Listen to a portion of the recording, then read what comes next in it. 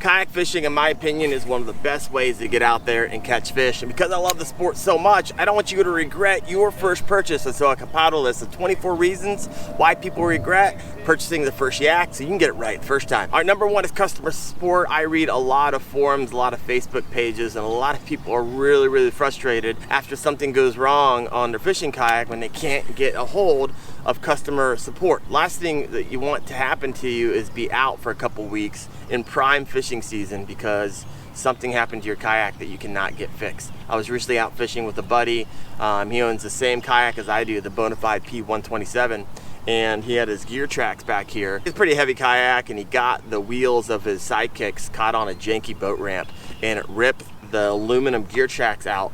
And just a couple days later, he was like, "Hey, Bonafide already sent them to me." So great customer service there. So make sure you do your research. You don't want to be sorry. All right, number two is limited warranty coverage. So the last thing you want to do is find out that whatever it is wrong with your kayak is not covered. So make sure it has a solid warranty that covers the major components of your kayak and any potential manufacturer defects. The third thing is limited weight capacity. So exceeding your weight capacity really can lead to instability and some safety risks. And so regret can set in when you can't carry all the gear and yourself comfortably and safely. So check the weight capacity, make sure that it suits the needs and the type of fishing and all the gear that you want to carry with you. And keep in mind, just because your fishing kayak said it's rated for 400 pounds doesn't mean you can throw 399 pounds in there and be good to go. It's a general rule of thumb that you want to reduce the weight limits by around 30%.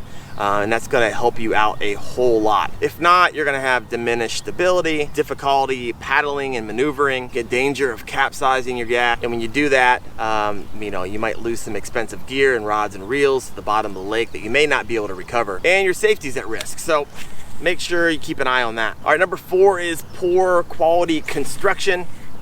And regret often sets in after you really want a fishing kayak, but your budget's really low. And so you end up getting a cheaply made fishing kayak, and it has thin walls, you get cracks, you get leaks, you're having issues with your motors and your pedal drives. The list goes on and on and on. And I feel like there's fishing kayak companies coming online every single day. And here's the thing, some of them might be really great, but I know others are absolute garbage. So do yourself a favor, buy a high quality fishing kayak from a reputable brand. All right, number five is unsuitable size and weight. So regret can often set in. A lot of people overestimate their transportation capabilities and their ability to kind of pull, unload, and load is one of the number one things people complain about when it comes to kayak fishing is loading and unloading. And so consider your physical capabilities and your transportation capabilities before you buy that 14-foot, 175-pound fishing kayak. All right, number six is a lack of stability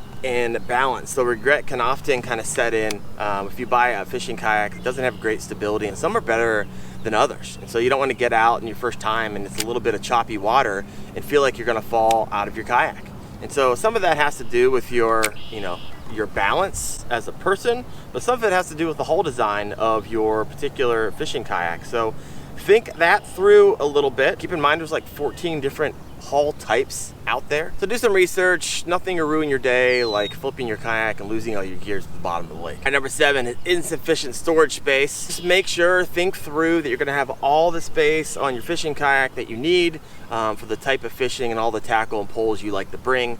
This is not so much a big deal if you're coming from the bank. You're just used to having like a tackle box over your shoulder. But it is a big deal if you're upgrading from a boat and coming to a kayak, and you might not have as much space as you're used to on the boat because there's like a million different compartments on a boat. So think that through. All right, number eight is uncomfortable seating. If you're anything like me, I'm in my fishing kayak sometimes for 4 to 12 hours a sitting. And if you don't have a comfortable seat, you will regret that really quick. And so find yourself an adjustable seat, find one that's nice and padded with great back support that you may need. Trust me, you're going to do yourself a huge favor. Now, if you can't swing a really nice seat or a nice kayak, there's a lot of options out there. I know Kayak Cushion makes some nice cushions for your kayaks. So if you like spending a lot of time on the water, a nice seat is really going to go a long way for you. All right, next thing you want to think about when you're buying your yak is the maneuverability and the tracking of that bad boy, because nothing going to be more frustrating for you if your thing turns like a battleship. It's going to hinder your ability to reach prime fishing spots and have some nice turning radiuses. I know for me and my Bonafide P127, I really like to navigate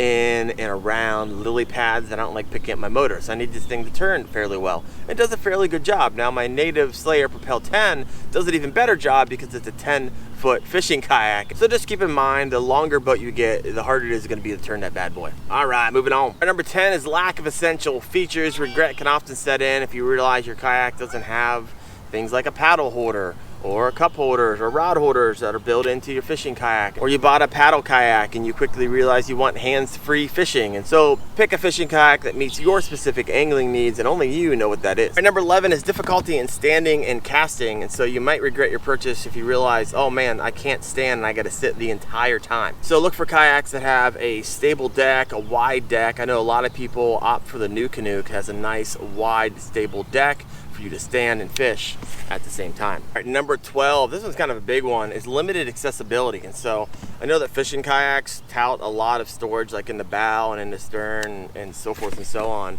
but it's not super helpful when you're out fishing and you have, oh, I got a ton of bow storage that's 5 feet on the front of my kayak. So it's not super helpful unless you're like a tightrope walker on the side. So make sure that all of the features that you love or you plan on using a whole lot are close and accessible to you. Having 6 rods behind you isn't super helpful if you have mobility issues. You can't turn around and grab them. So think through when you're sitting in the seat, unless you have really great balance and can turn around and crawl to the back of your kayak or stand on the front, think through the accessibility of all those special features on that fishing kayak you're looking at. Number 13 is impulse buying without doing your research. I know it's exciting getting into a fishing kayak for the first time, but you don't want to get into one you end up hating. So there's a lot, obviously, if you're on YouTube right now watching this video, if you're thinking about buying a fishing kayak, just type in that fishing kayak name and like review, and you can actually get some first-hand experiences from there. Now, after you've done all that and you still want to get in it before you drop a couple $1,000s,